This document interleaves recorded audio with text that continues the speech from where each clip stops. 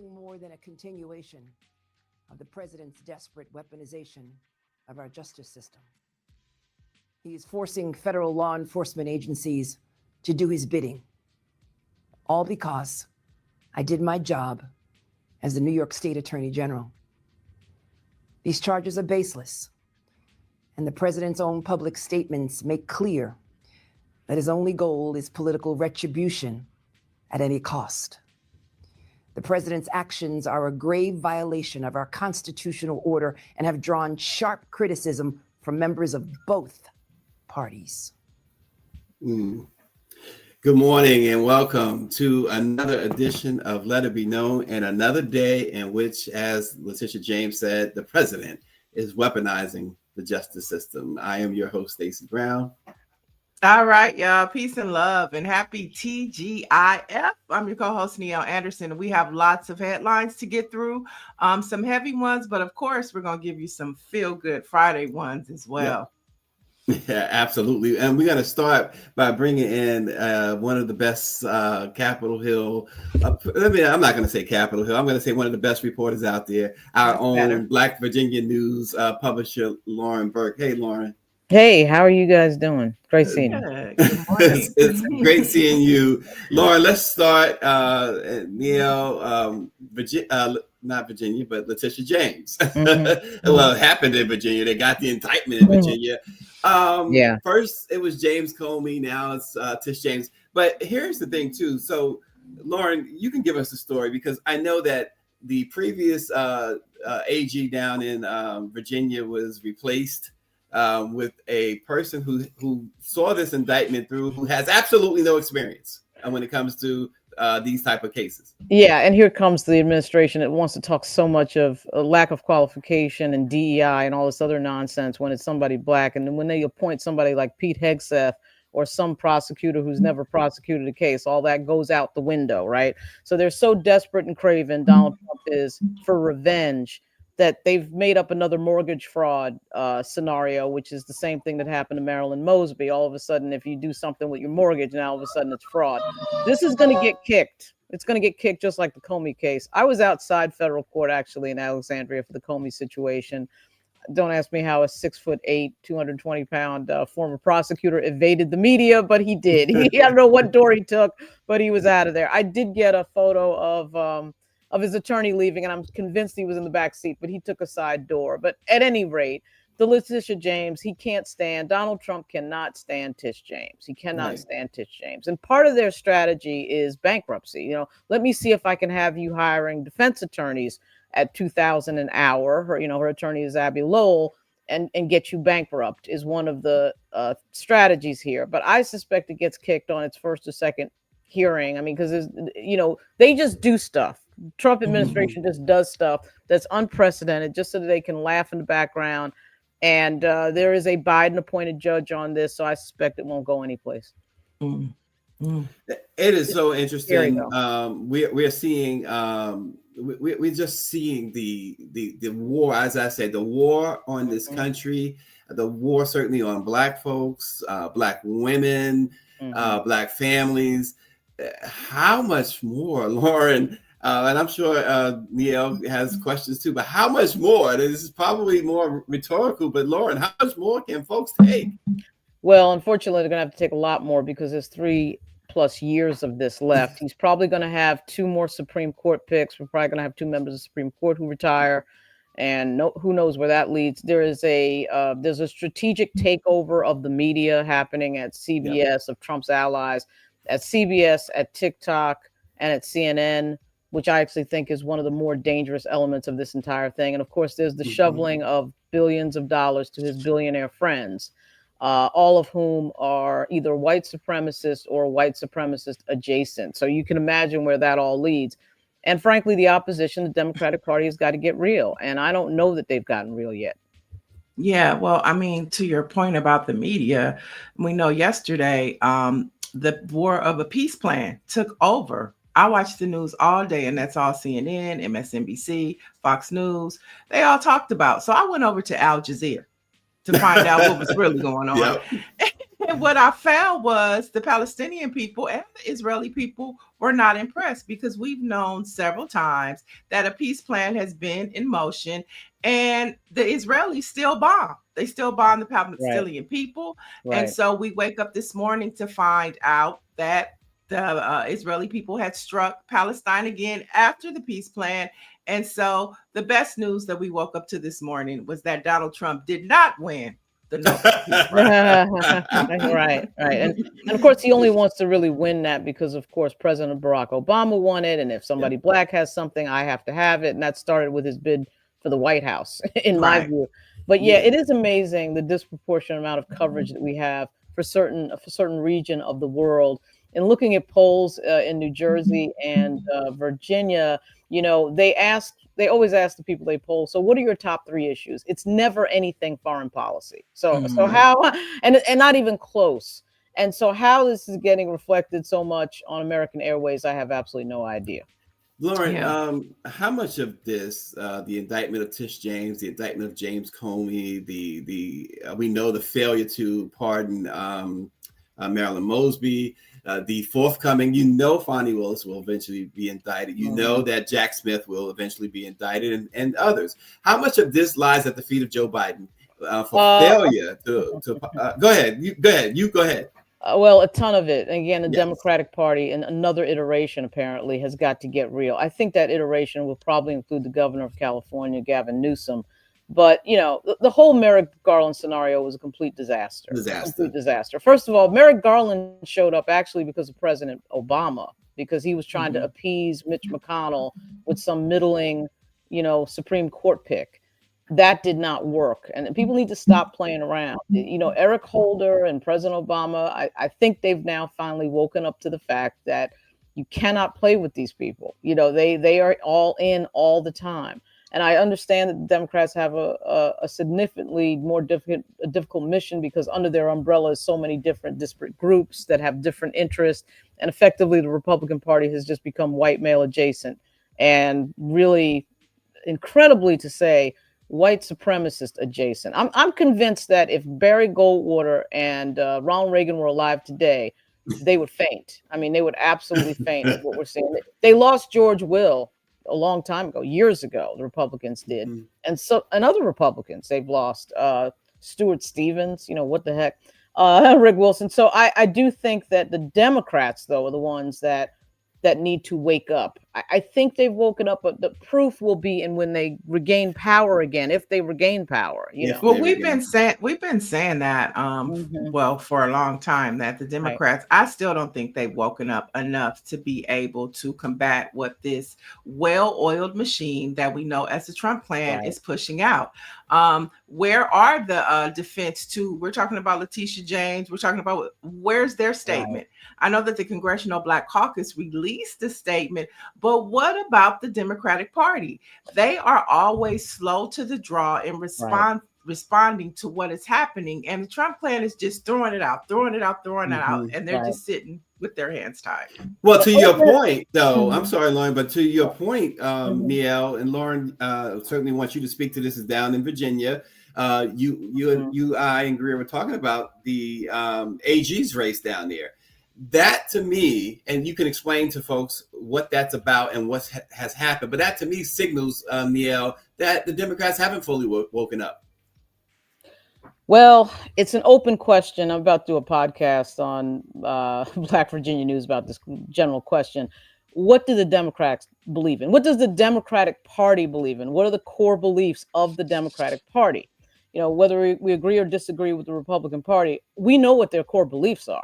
I mean, we know, and they're not trying to hide what their core beliefs are.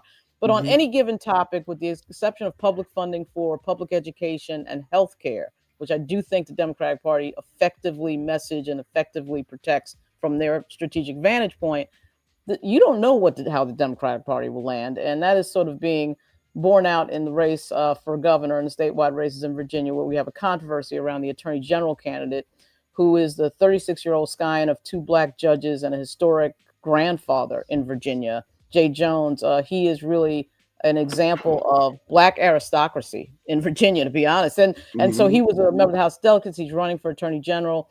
And so late last week, it was revealed that he had written some text messages to a friend of his that are controversial, that go to violence. Ironically enough, his opponent, the sitting Attorney General of Virginia, Jason Miyares, had been calling him Soft J. Jones for the entire campaign. Well, if you saw the text messages, you wouldn't think he was soft at all. At any rate, the Democrats have a decision to make. Do you throw your Democratic nominee under the bus, which is what they're doing? I shouldn't say they. The top of ticket, Abigail Spanberger, is doing. But other Democratic constituencies in Virginia are not doing.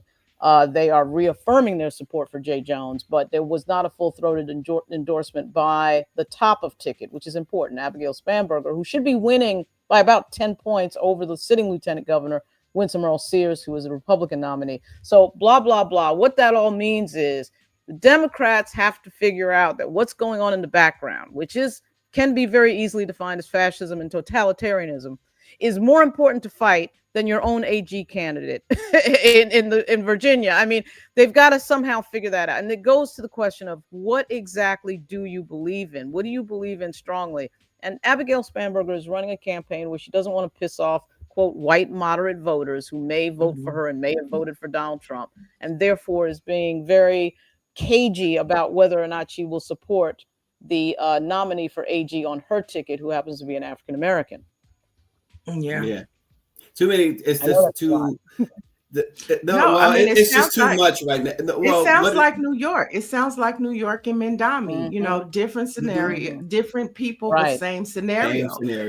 Democrats don't want to get behind Mandami because they call him a quote unquote socialist.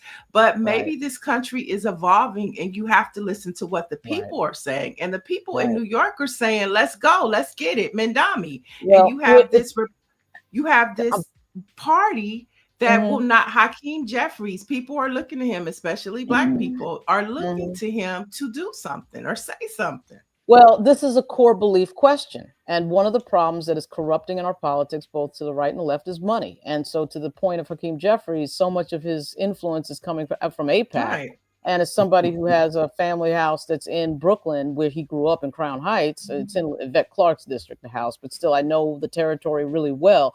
I don't know why Jeffries doesn't just articulate that, look, I do have a substantial Orthodox Jewish community in my district, and I do have to represent them as well. And what's going on here, of course, is the arm of AIPAC is affecting his thinking on a lot of issues. And now we're starting to see that turn a little bit. I mean, Garland Gilchrist, who is running for governor in Wisconsin, he got out and said, I'm not taking any AIPAC money. Cori Bush is running again, saying the same thing. Of course, AIPAC was what got her out of office in the first place. But the point is, what are the core belief systems of the party is an open question on many issues, not just the issues of what Israel does and whether or not you question who an entity you call an ally that is making some decisions that are quite questionable. Then on the Mondami thing, and I've said this to Jeffries, how is it that you're not endorsing somebody who's talking about affordability when you're talking about affordability every day? You're talking about affordability every single day. That's what Mondami's talking about, and it's taking you forever to support that. The reason it's taking him forever is corporate influence, campaign money from AIPAC, pressure from a certain lobby. I mean, that's what it is. But if you believe in something, you believe in it across the board, it shouldn't be difficult. But the Democrats get wrapped around the axle on all sorts of things, and it's very hard to figure out what exactly the core beliefs are in that party right now. And speaking of Hakeem Jeffries, a video went viral last couple of days of a press conference with several other Democrats. You reported on it. It was with Congressman Michael Lawler. What exactly happened? And he actually told him shut your mouth. What happened? Yeah, so Michael Lawler decided to confront Leader Jeffries outside of a press conference that happened at 2:00. Usually what happens with that is he just walks back to his office. What that was connected to another incident that happened the day before with Speaker Mike Johnson, the Republican speaker, in the hallway, where some Democratic members had come up to him and asked him a bunch of questions about the shutdown, and the media was standing there and it went viral and all this. So then Lawler figured, let me be cute and do it to Jeffries. Well, he kind of picked the wrong person to do it to, because Jeffries wasn't in the mood. Lawler tried to talk over him. It's worth noting that Lawler is likely to lose his election in New York. He's in a close seat anyway. He was going to run for governor, then he didn't run for governor. which in New York is hard for a Republican to run for governor unless you're a moderate. And anyway, he confronts Jeffries, and Jeffries got some pretty good lines in there. Are you making a video for your next failing campaign? And, you're talking over me. You need to keep your mouth shut. There was a video that was put out by Raw 2 Real that was excellent on this. He's extremely, extremely amusing. And that is the type of thing that the Democrats have been asking for from their leadership for a long time, for a fight. And so Schumer put out a video the day before. And for a guy in his 70s, it was pretty good. It was well edited. It was well put together. And so those tandem things that happen represented to a lot of folks on the left that want to see more fight in their leadership. Oh, here they're showing up. So Jeffries, that was an unbelievable video. It usually does not happen. He usually walks out and talks to the media on his way out and then goes, into the back. And so for Lawler to pull that, Lawler's another New York representative. So Jeffries knows him, but Lawler's a bit of a character. So that he kind of got played. He kind of played himself there. But I also think that Hakeem Jeffries also missed a mark because he also talked about how he wanted to debate about the shutdown with Mike Jones. And I think that was an opportunity for him to also push back and say, I don't even have any comments for you. Tell Mike Johnson to meet me on the floor. And that's what I'm talking about. Sometimes as Democrats, we get caught up in their plays. When the bigger play was to push back and say, I don't have time to talk to you. Tell Mike Jones to come and talk to me. And that's where the Democrats need to beef up their communications department and get some people in there that can help them push messaging at a stronger and higher level. Because although we're talking about that, because I brought this up yesterday, everybody else has no idea that happened, and Hakeem Jeffries still looks like who he is. The communications for the Democrats needs a complete overhaul, and it was Tyler Cohen. He is really good online. He has created something to do that called Chorus, and Michael Tyler Cohen. He's really very good online, and his account is blown up.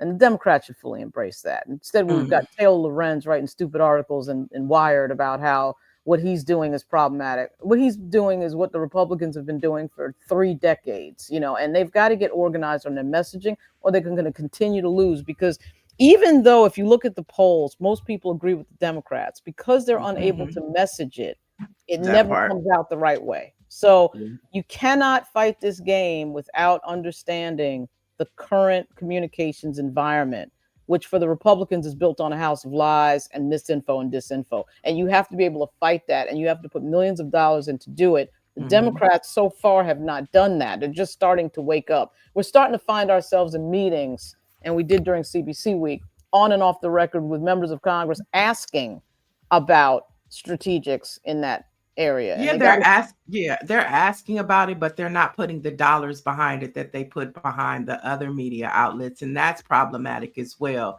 because they always want to tote that Black people and Black media are the backbone to how they survive and win.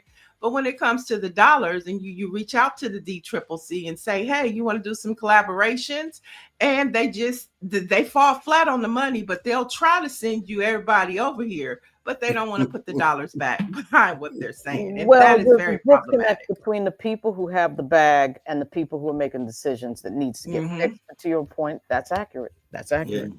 Lauren, we appreciate you so much. Not Hopefully, yet. you come. Yeah, we unfortunately got to go. But this is proof that if you want to have a informative political conversation, Lauren has to be a part of that. Thanks so much, right. Lauren. Lauren Burke, check out Black Virginia News, and of course her columns and her articles on BlackPressUSA.com as well. Thanks, Lauren. I think she. Thanks. I'll see you soon. If I didn't have an appointment at 9, I'd stay longer, but I'll see you next week, maybe. Well, thanks a lot. Absolutely. Bye-bye. Have a great weekend. See, this is what Black women do. Neil trying to kick me aside and say, no, keep Lauren. There's so much we can talk about. It's so much. Yeah. Like I said, you really, if you want to have a robust political conversation, if Lauren's not in it, then it can't be but so robust. Across the country, folks, more Black Americans are deciding against having babies. They are driven by the fear that this nation has become even more racist than it has ever been. And that fear is growing louder. According to a Harvard poll, they found 37% of Black respondents view having children as important, compared to more than half of white respondents. Many say they cannot justify bringing new life into a country that continues to devalue their lives. Yeah, I think also too the family structure is destroyed, and what it takes to make a family has disappeared, which is important to the evolution of people, right? Mhm. And so when you have, people doing it on their own, maybe they grew up in a single parent household, or maybe, just whatever the situation is, you have, like myself, just so many independent women out here, and it's just hard to find that family structure. I think if we had more of a family type community, mother, father, growing up, getting married, that's just out the window. That's just gone. Well, also, and you're right. The Harvard poll though did look at married couples exclusively, and they're like, Black folks are like, this is too dangerous of a world. Dr. Joni says it's less safe for Black pregnant women to deliver safely babies. That's another part too, Niele. We talked a lot about maternal mortality. Now you got Black women afraid to go that far. They're afraid to get pregnant because they know that there's a good chance that they're not going to get the care they need.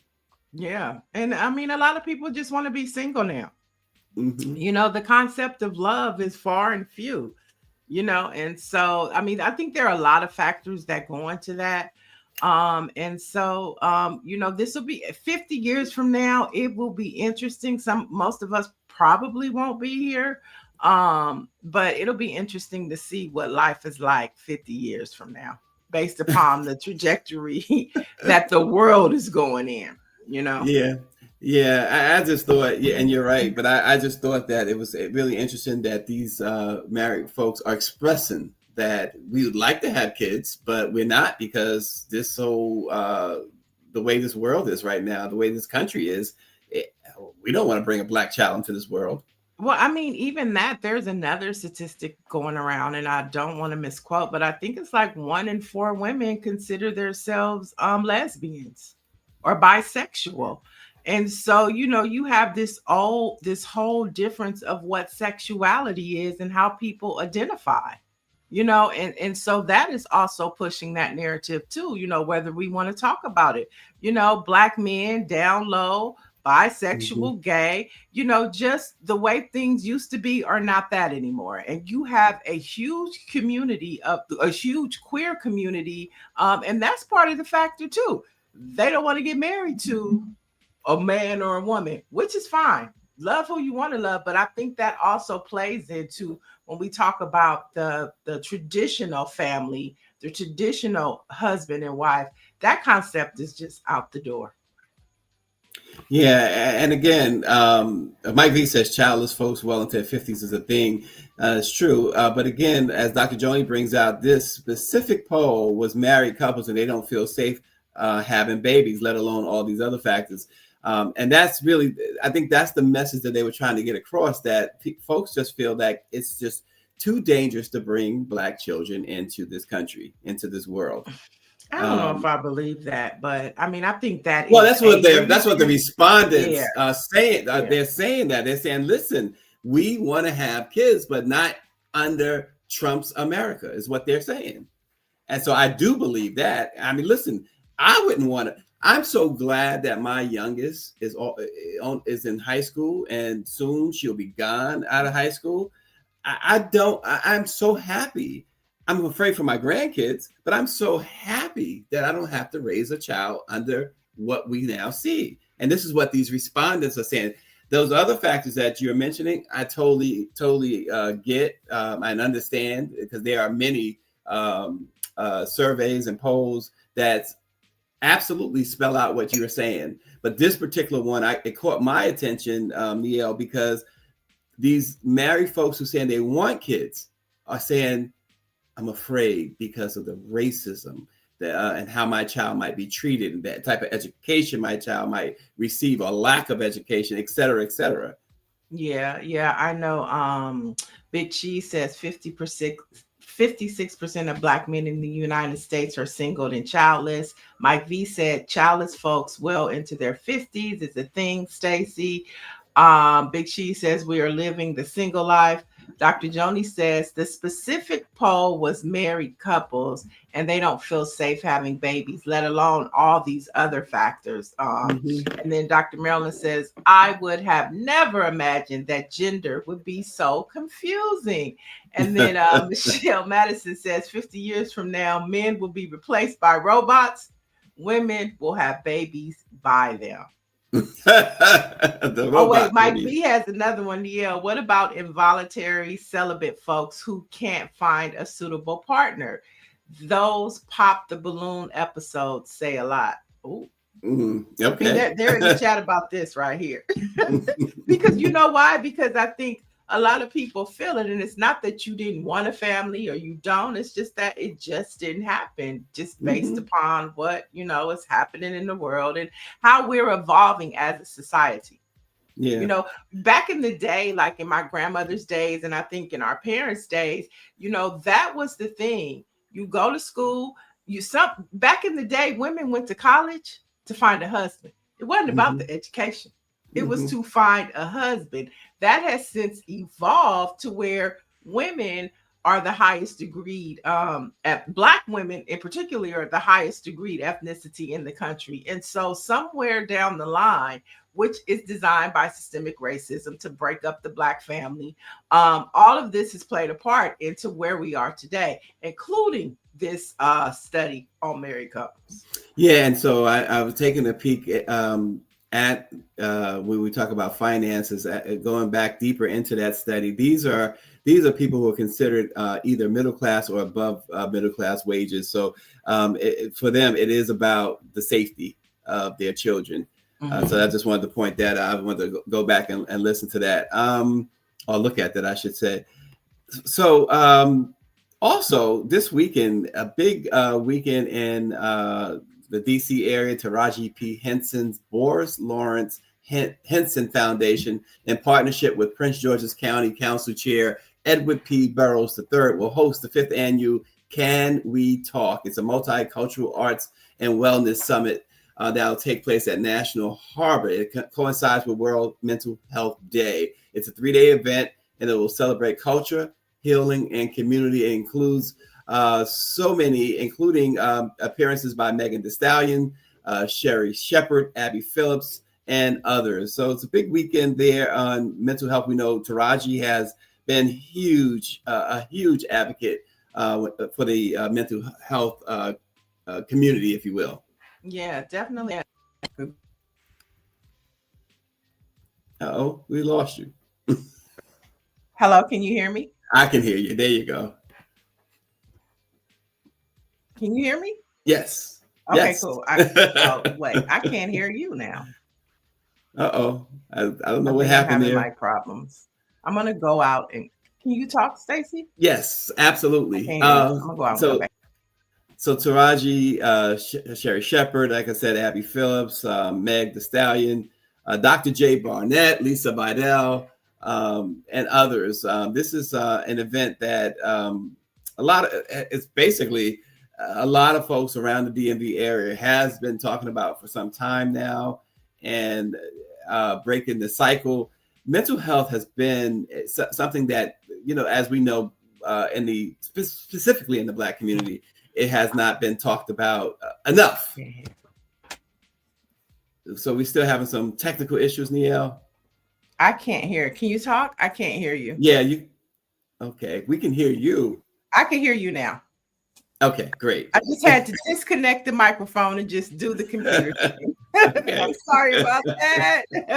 That's okay. There's always been that stigma, Niele, when it comes to mental health, and specifically in the Black community. But things like this kind of helps people just to say, hey, if Taraji can talk about it, if Meg can talk about it, if Sherry can talk, then so can I. Yeah, for sure. 100%. Sounds like a great event. And we need more healthy brains out here, starting with the Republican Party. Yeah. Yeah. And you will drink to that, huh? So folks, switching gears, Drake is still not like us. A federal judge has dismissed his lawsuit, his defamation lawsuit against UMG over Kendrick Lamar's smash hit, Not Like Us. Neil, you kind of knew this was coming. You had to believe that he didn't really have a case here. Well, I mean, he loses again. He lost the battle, cred, and now he's lost the lawsuit.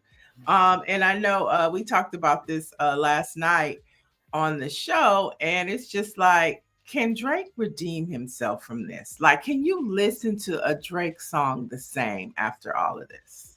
See, right, and so we old school. Okay, I'm old school, and so back in the day, if you had a beef, you battled verbally. Right. This didn't go to courts, and you in your feelings enough to sue your record label, sue the opponent. These, even Sinead was saying yesterday, we was talking about Cardi and Nicki, and even she was saying, the thing about modern day rappers, and I'm sure Kendrick does not fit this bill, because I could see Kendrick doing this, but they don't do that. It's like back in the day, LL had a beef with Kool Moe Dee, and they went toe to toe. Of course, LL took them out, but they went toe to toe. Others had beefs, they went toe to toe verbally. Right. This guy, Drake, who, like you said, his credibility was always rocky in the first place. Now he loses all credibility. Suing? He just seems so soft. He just seems so soft. Like, he stopped following LeBron James because LeBron James danced to Not Like Us. I mean, it's just that, get you some thick skin. Hip hop is not for the faint. It shouldn't be. Take a play from Cardi B. She told Nicki, "Where are you? Forget all this. Forget all these Twitter hands. Where you at?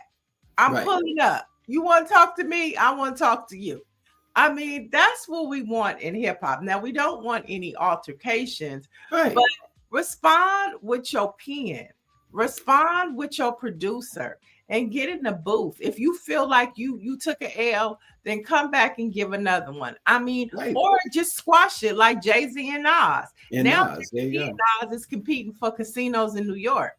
You know what I'm saying? Yeah, the game is right, much higher, right? Exactly. Elevate your game. Don't be a wussy in hip hop. He took the Wussy Award. I mean, come on. You talk about when he filed these lawsuits, because he filed a couple of them. I was even thinking, you got to be kidding me. I wondered what the old heads was thinking about that. The whole idea. Oh man, you diss me. What? Get out the game. Right. Exactly. It's a wrap. He's not like us. He's not like us. No, he's not. He's not. But moving on to a couple more headlines. One in particular that we should continue to monitor is the Dominion voting machines. And that's the voting machine company that Trump and his allies baselessly attacked after the 2020 election has been sold to a Missouri-based company run by none other than a former Republican election officer. Now, several news sources are reporting that this is the same company that sued Fox for $800 million to avert a trial that the network promoted conspiracy lies about the 2020 election. Now, Dominion is one of the biggest election equipment providers and was used by 27 states during the 2024 election. So we can see Donald Trump is still stacking his cards, right? We know that he's doing the redistricting, right? Yeah. We know that he kind of runs the election committee run by the federal government. And now he has the ballot boxes that we use to vote in his pocket as well. I don't think he's going anywhere, Stacey. That's the thing. He didn't plan. He never planned to go anywhere. Kamala Harris told you he wasn't going to go anywhere. But also you don't do a $250 million addition to the palace, the White House, if you plan on leaving. No. You just don't, unless I'll say this much, unless you plan on passing it down to your kids. And I think this goes back to the Democratic Party. This is a huge talking point for them to raise the alarm. Something is not right. He's doing the redistricting. He's taking over Democratic-led cities, which is in an effort to really enact martial law. 100%. And now he stole the ballot boxes. He is stacking the deck. And we were just talking about, where are the Democrats? This is a talking point for them. Donald Trump stacks the deck to not leave office. Are you prepared for Donald Trump to stay in office eternally? Where are your talking points? Yeah. Show what's happening in this nation. 27 states. 27 states. Yeah. And of course he has martial law in his back pocket. And he has more states doing redistricting. He is stacking the deck, y'all. And I don't know who's going to let the people know, because it's surely not the Democratic Party. They ain't saying shit. And this is huge. I mean, to me, this is like one of the big. Donald Trump wants to go back to paper ballots. When I saw that, I said, well, let's just start counting jelly bean shit. You know what I'm saying? Like, he is really stacking the deck, and everybody over here looking like, oh, he got a peace plan. Man, turn to Al Jazeera. And I want to say that to all of our listeners. If you ever are in doubt what mainstream media is saying, go to Al Jazeera. Go to these other country news outlets and see what they are saying. Because 9 chances out of 10, you're going to look at what's happening in the U.S., you're going to look at what they're saying, and then you're going to find the truth. And you're right. Well, I've noticed, which fascinates me to no end, that other countries' news outlets are calling out the racism of Donald Trump and his people. And they racist themselves. Right. It's fascinating. It's just so many distractions. Many distractions. But in more news, as a counter programming to the Super Bowl planned, but Bad Bunny performance turning point, the organization that was led by Charlie Kirk has announced that they are doing their own halftime performance. Now on X, they posted, it's true. Turning Point USA is thrilled to announce the All-American halftime show. Performers and event details coming soon. So I think this is brilliant, because they're going to get smacked in the face. They're going to really find out who America is with this. The idea that somebody from Puerto Rico is not a U.S. citizen, right? It's the idea, but they're telling you that essentially he's not. They're telling you that he's not a U.S. They're telling you that somebody who speaks Spanish, right, shouldn't be in this country. Puerto Rico is part of the United States. I hate to break it to you. Who's gonna tell him?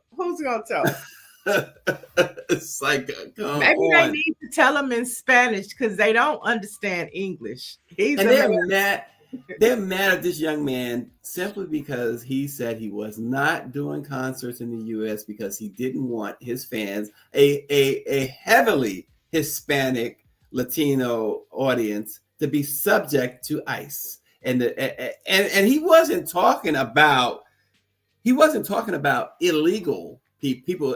He's talking about U.S. citizens. He's talking about Puerto Ricans. He's talking about others who are here legally. They've been snatching up legal people who are here legally. And he's talking about those people. And y'all mad. Because why are you mad? Because your plan all along is to get all of us, legal or not, out of here. Right. I mean, and even if he didn't come over here, the fact that he is Puerto Rican, I mean, I think that's just the problem. And that once they find, still some of them haven't even realized that he doesn't sing in English. Some of them are really going to find out at the Super Bowl, because that's just how slow they are. That he does not sing rap, reggaeton, or whatever in English. as Patricia Jackson says, so ignorant, but if they don't want to watch it, fine. So incredibly foolish. I know. I don't know what he's gonna be saying, but I know I'm gonna be saucing and doing everything else. I'm gonna give him the ratings, and I can't wait for Turning Point to find out who America really is, because that is going to flop bad. Well, but will you know it for sure? Because Yeah, we'll know. Well, wait. Because he has all the mainstream media in his pocket, and you know, I was in the other day. And Greer's talked about this. I think you talked about this. You go into these barbershops and doctor's office, and they got Fox News on. The guy who's cuts my hair, he says he was pissed off because the guy who owns the shop for some reason puts on Fox News, and you're getting this information, all of this misinformation, and that's why you have these idiots even on that put in our chat some stupid stuff. Because they look at that stuff and that's what they take in, and they are galvanized by it. At least they feel like they're being told the truth for some odd reason. And so what I'm saying is Trump has control of mainstream media, and that mainstream media will lie and tell you, oh, Turning Point's halftime show was great and it did this and it had that's what I'm saying. But most people don't even watch linear TV anymore. And there's a new Pew poll out that says I think it's 1 in 4 people get their news from their cell phones. Mm-hmm. I mean, that's how we know what's happening to the Palestinian people. That's how we know what's really happening at Trump's rallies when the crowds are small. That's how we know what's really happening in the White House, because people are turning on their phones and giving us the news. You have people like, look at Don Lemon. Don Lemon has literally had to reinvent his journalism career. Mm-hmm. And he has had to come off the anchor desk and really get in with the people, and it is working for him. So I think at the end of the day, Stacey, we will know. You know why? Because the people of social media are on the task force, and Don Lemon might be there, get the scoop for us, because our eyes are going to be paying attention to that. And if the mainstream media doesn't report it, you're going to find out the truth on social media.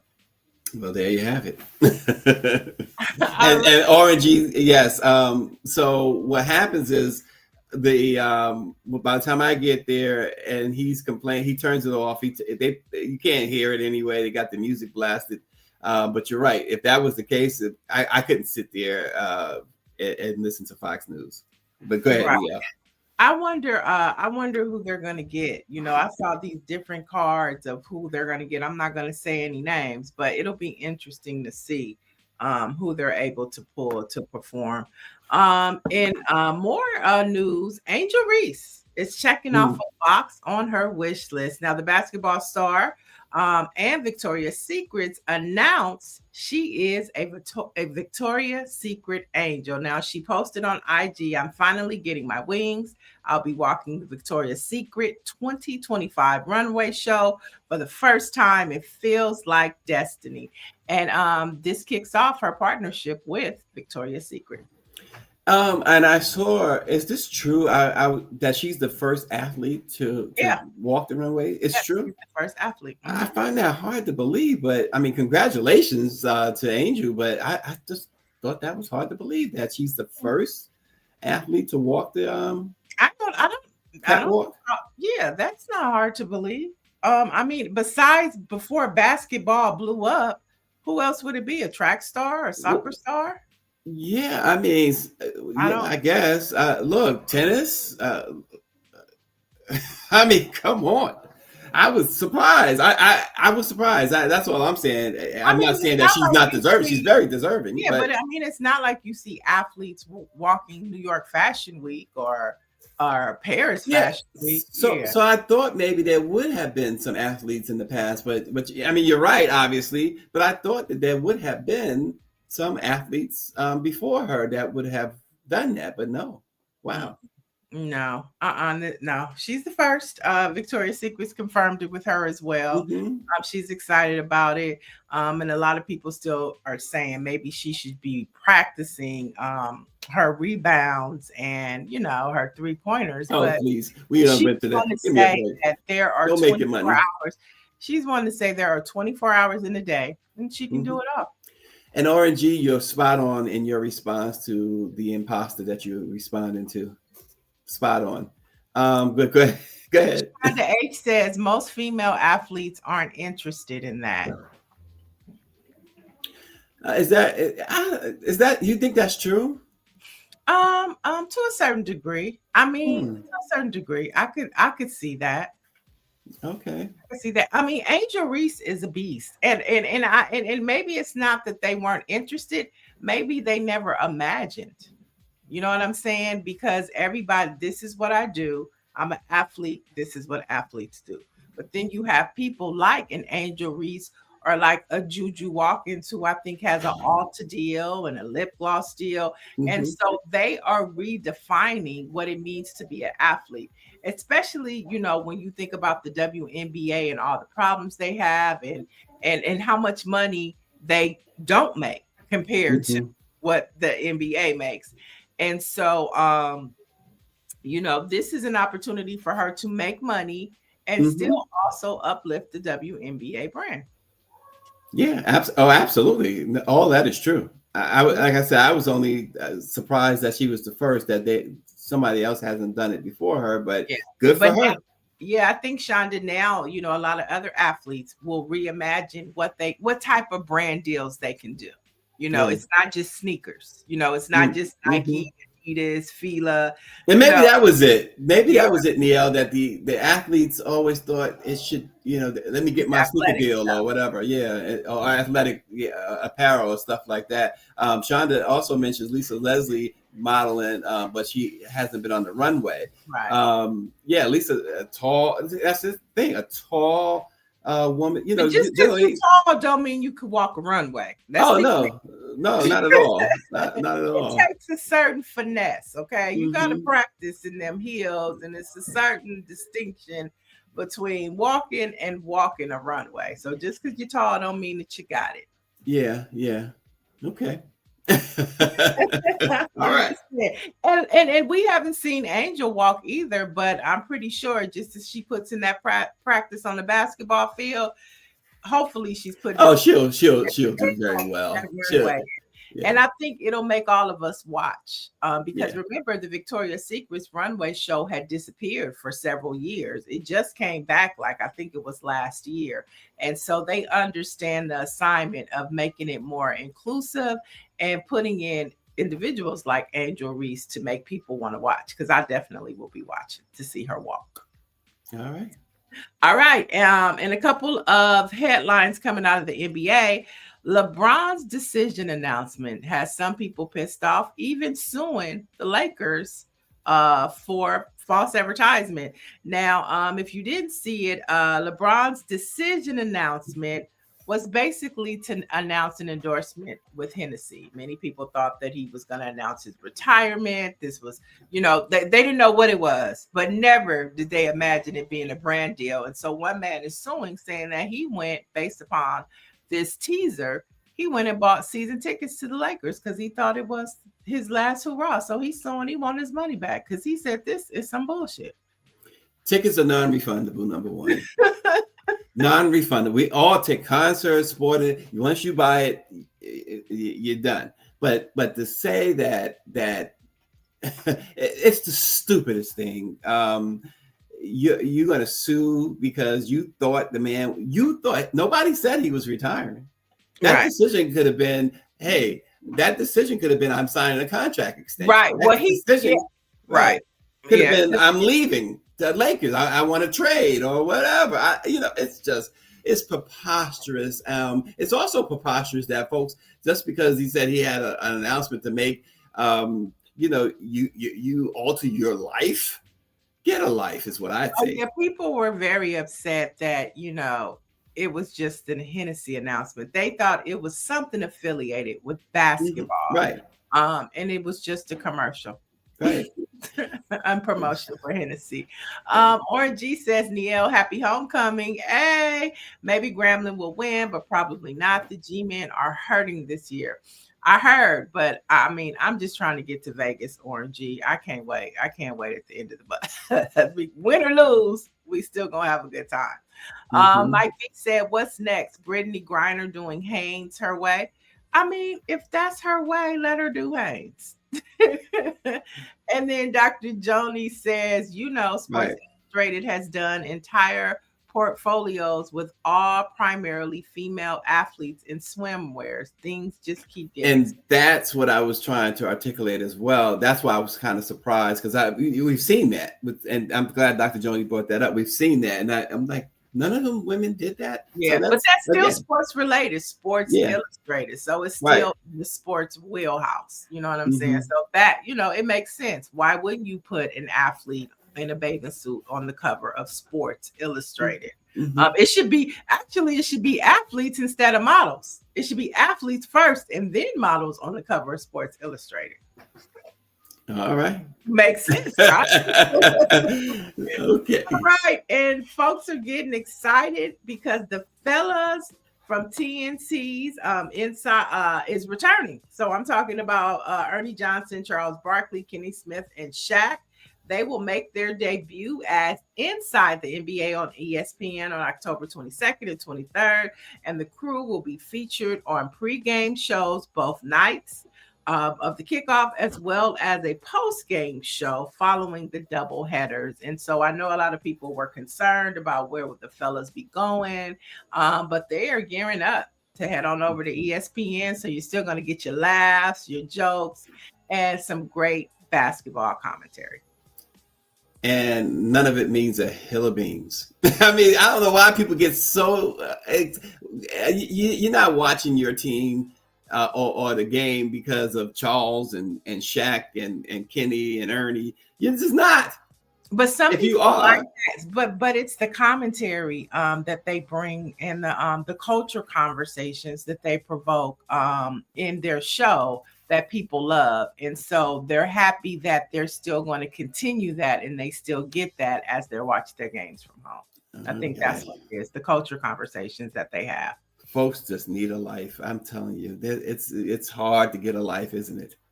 It's just hard. Why do you say that? It's like if that's driving you watching it, then hey, more power to you. I go to the game. Like what drives people to watch the news? Their favorite voices.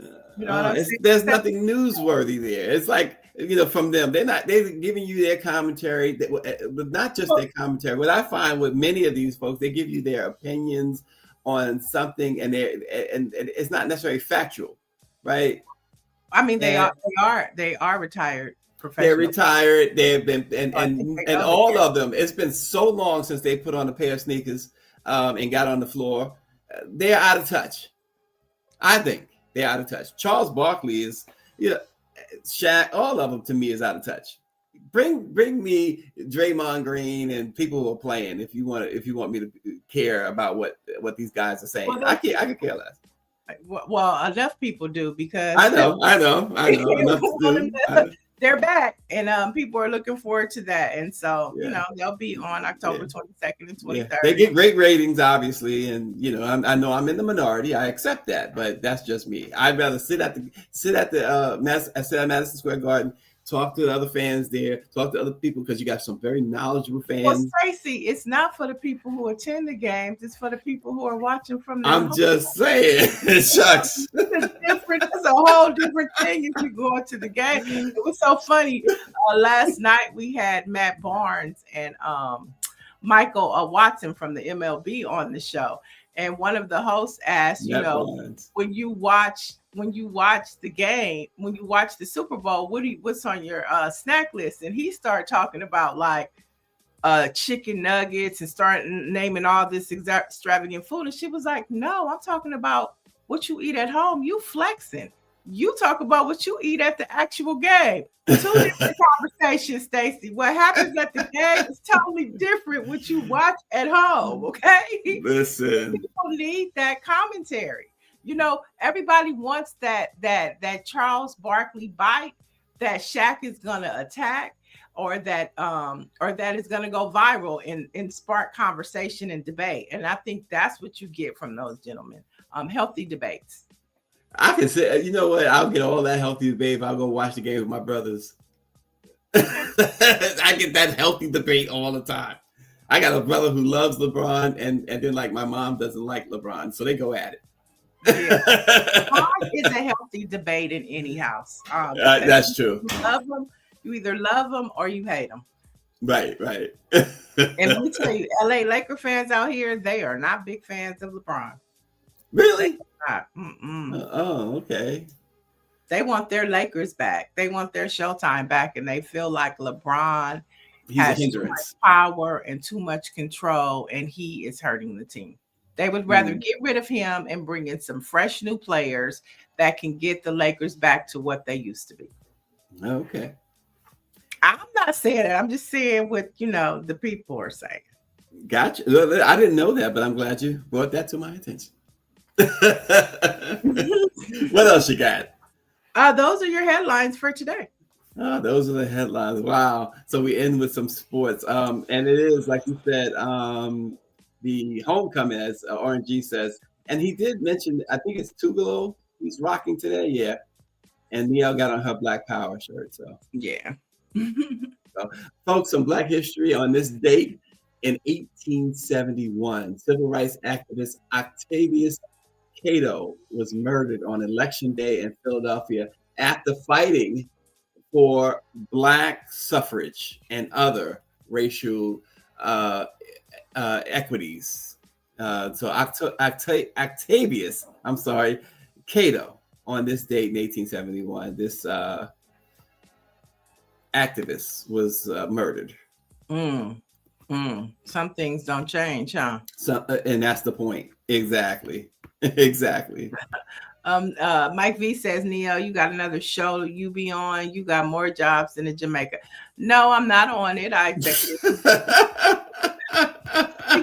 produced the Shade Room weekly show. So you guys should check that out on Thursday nights. Last night we had a great conversation. We had Chris Gotti, Irv Gotti's brother, Michael Payton. I don't know if you guys know, but do you guys remember Kenneth Supreme McGriff? Does that name ring a bell? Yeah, absolutely. A documentary coming out next Thursday that Michael Payton directed and Chris Gotti is affiliated with. So they came on and talked about that drop-in and how the justice system never gave Kenneth Supreme a fair fight. So that comes out next Thursday on In the Black Network.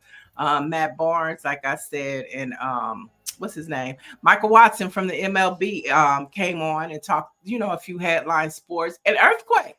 What to watch? Earthquake has a new special out, which is tremendously funny, about 45 minutes on Netflix. And Representative Maxwell Frost joined us to talk about Gaza, immigration, and everything. So you can go check that out on YouTube. But yes, right now you have to have 1 million jobs, Mike V, because bills gotta get paid. But today, for my Black History fact, it applies to Black people because mental health is very important. We touched on it a little bit earlier, but today, October 10th, is National Mental Health Day. Now, the global theme for 2025 is mental health in humanitarian emergencies, which focuses on providing access to mental health services during crises such as natural disasters or conflicts.